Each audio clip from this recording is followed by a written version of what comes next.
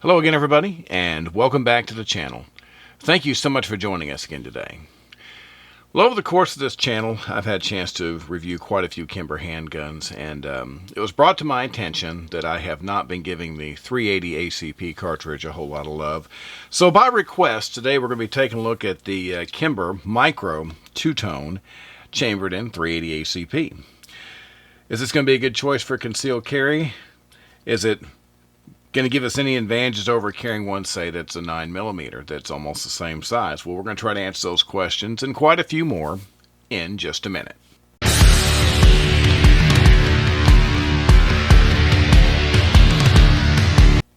All right, welcome back. Once again, thanks for being with us today.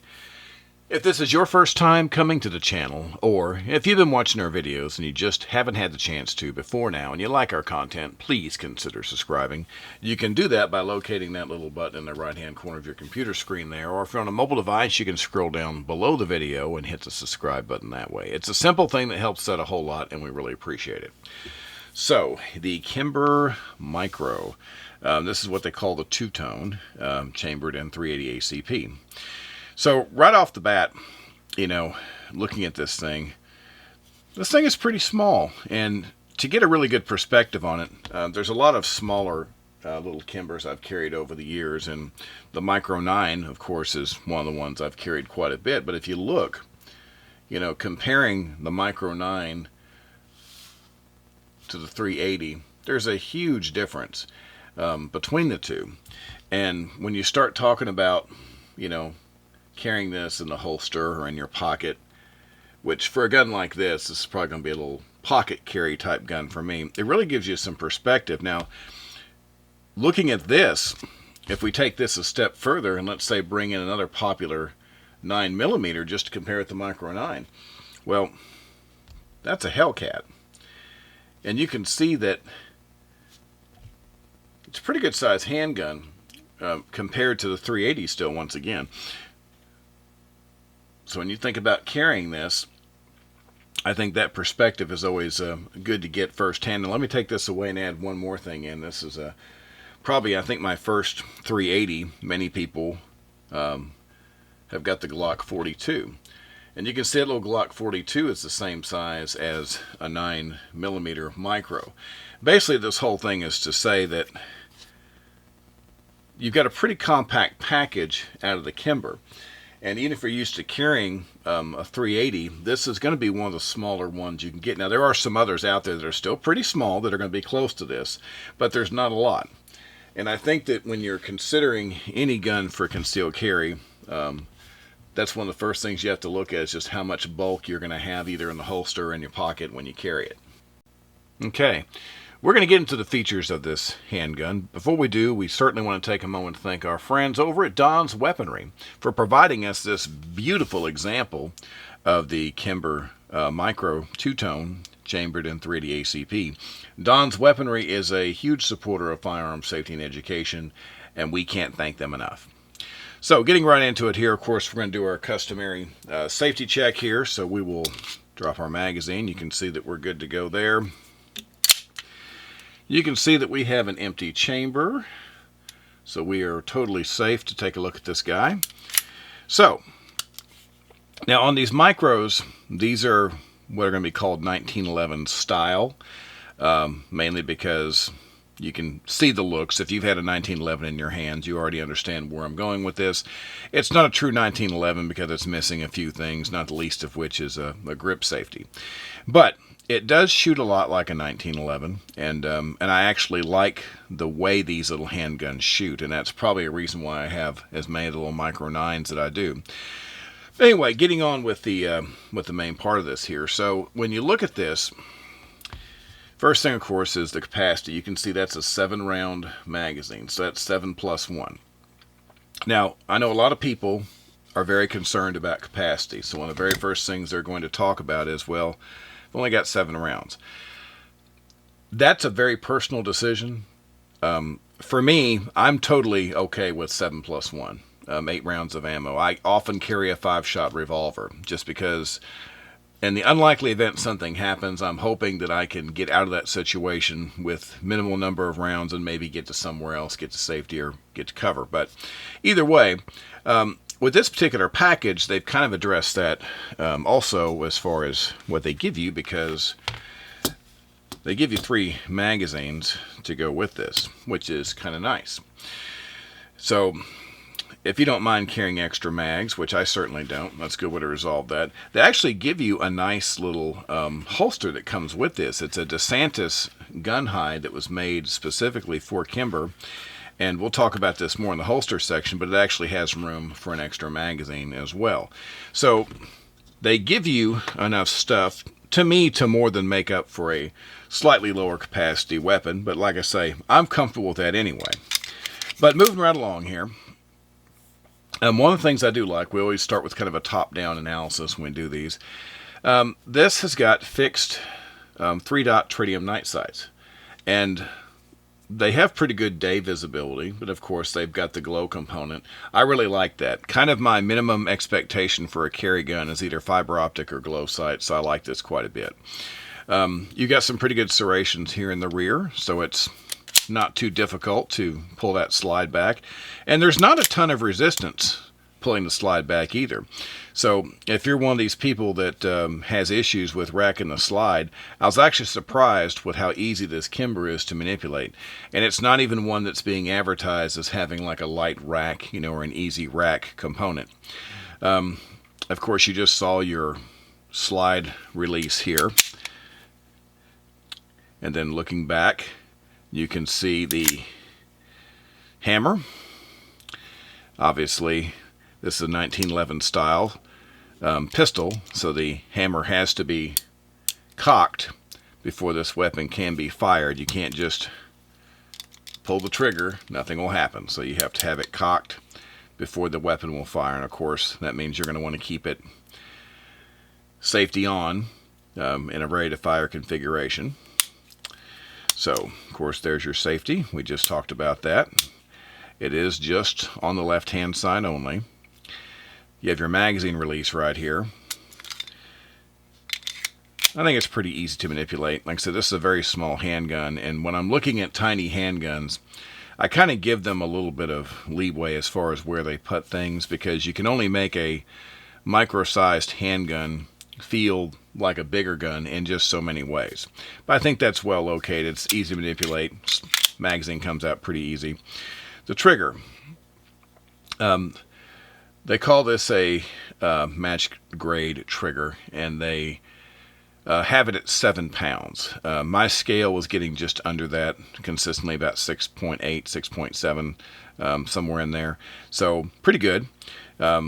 I think the trigger feels good. It doesn't feel as heavy as it's advertised to me. It's pretty crisp. We'll talk about that more in the range section. And of course, you've got these really nice grips. These are rosewood grips. I've got several Kimbers where they have these same grips, and I really like the way they feel. They look good, but they also have really good grips. So I never change these out whenever I get one of these with this type of configuration. And of course, you got your nice little beaver tail there to protect you from that slide coming back, because one thing I will tell you on small little guns like this, if they don't have that, you need to watch out, because you can get railroaded by the slide there when it comes back. Then, of course, the magazines have all got this little extra extension little shoe on the bottom here that makes it a little bit easier to grab. Now, granted, you can see that you're getting your pinky on there. If you've got really small hands, you might be able to get a lot higher on this. I've got pretty good size hands. So when I'm holding this, my pinky is on the bottom of the mag, but it wouldn't take a whole lot for it to come off, but it's a comfortable grip, and I don't have any issues with it.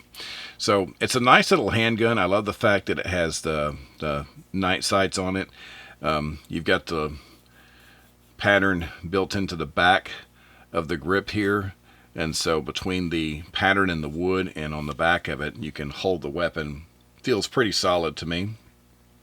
It's finished very well. It looks good, and it seems to have really good overall quality. So that's going to be the features of the Micro Two-Tone. When you talk to some people about these smaller caliber handguns, people tend to say, well, why would you carry a 380 versus even a 9mm or something? Because you can get so much more capacity, you can get this. And I understand those arguments. But what you got to remember is, for a lot of people, the biggest challenge that they have for concealed carry is actually finding something that is small enough that they can comfortably carry it in the first place. Because obviously, if you're carrying nothing is not as good as a small caliber, lower capacity weapon. I think we can all agree on that. It's better than nothing. But more than that, 380 is not really nothing when you think about it as far as a defensive cartridge. Is it the best choice that you could make? Well, I don't know. That can be argued a lot of ways. 380 is effective. I certainly wouldn't voluntarily want to be on the other end of a 380 with someone that meant me harm, but I'm completely comfortable with the idea of carrying a 380. So it's a personal choice, but as far as how it performs, I can tell you this. This gun shoots just as well as its counterparts in 9mm, and it shoots as well as my other 9mm micro and compact handguns. But talking about this one, so I used a bunch of federal, white box just to get started, and there was no issues there. Tried several defensive rounds. I tried to mix it up a little bit. The Hydra-Shocks, those little 90 grain Hydra-Shocks, those did really well. And I've been using Hydra-Shocks for a long time in a lot of different guns, and I've always liked them. I tried some of this critical defense. This is the 380 FDX. This is also 90 grain. This did pretty well. And then, of course, Remington, the Ultimate Defense. This is 102 grain. Out of everything, I actually got the best, most accurate results out of the Hydra-Shocks, out of every round. And that's just, and the way I measure that is, I will shoot a magazine of each one after I've warmed up and just kind of see how consistent my shots are. And out of everything, the Hydra-Shocks seem to be consistently the most accurate thing that I was able to shoot out of this gun. Of course, that doesn't mean that you couldn't shoot a different round better. And there are tons of other varieties of 380 ammunition available out there. But this one did very well. The main point is that I didn't have any problems. I didn't have any feeding issues. And I was able to shoot really good groups with this gun without a whole lot of effort. It's also very comfortable. One thing about it is it has a very mild recoil compared to what you might think. The gun is built really well, and it absorbs that recoil from the cartridge a lot better than I would have thought. So as far as comfortable shooting, I really like this gun. And as I said, this is one I kind of overlooked. And now that I have had a chance to shoot it, this may be something that I find myself carrying quite a bit more because it's a very accurate weapon. It's very comfortable to shoot, and it's very small. So I couldn't find any flaws at the range. So good job in that department. So what's it like to actually carry this as your concealed carry handgun? Well, I did it a couple of different ways. And of course, there's people out there who are completely anti-sticky holster, anti-pocket carry, and I get that. But I like to try a variety of methods with smaller guns. The only time I use a pocket holster or like a sticky holster is going to be with something that's really small and light like this, because it does have the advantage of you being able to put it inside, and it'll help orient the handgun up correctly so you can draw it from the pocket. Now, this particular setup, they actually give you a pretty nice little holster, which I used for my test, because this is a good little setup. You have room for an extra magazine right here in the front of it, and you can carry this on your belt in pretty reasonable comfort. Now, for me, just to keep things smaller, I'll probably ditch the extra magazine. Number one, because I'm not worried about having more than one magazine. Number two, I want to keep it as small as possible. But I've got several DeSantis gun hide holsters, and so I really wasn't surprised that this one was comfortable as well. It's a single clip design, obviously, but this gun is so small that that's not an issue. I can carry it this way with great ease and comfort. And of course, there's a lot of other good ways that you can carry this little handgun.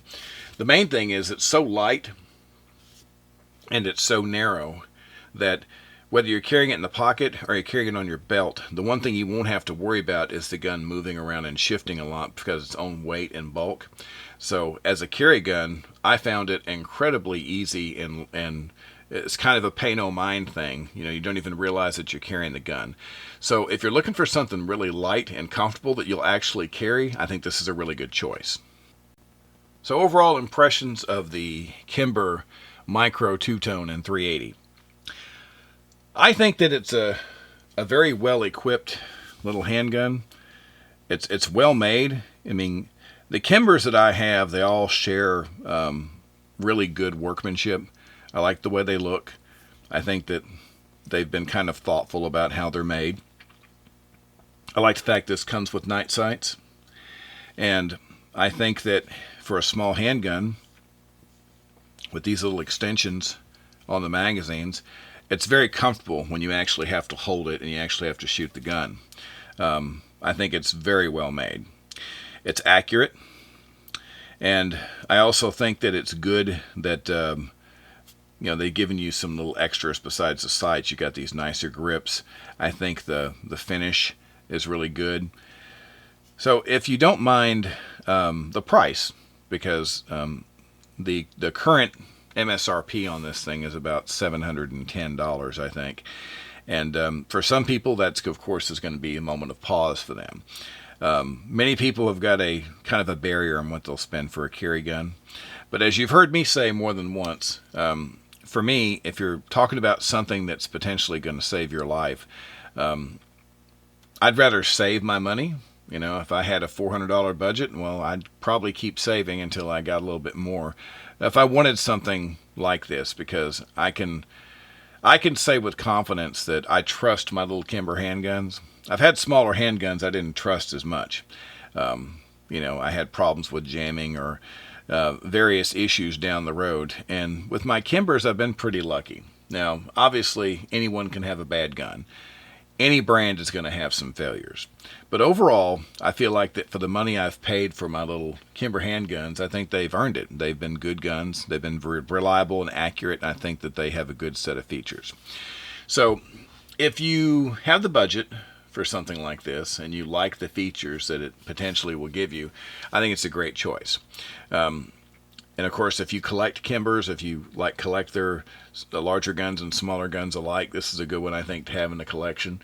But as far as function, I would have easily paid for this gun a long time ago if I'd have shot it and realized that it was as good as it was.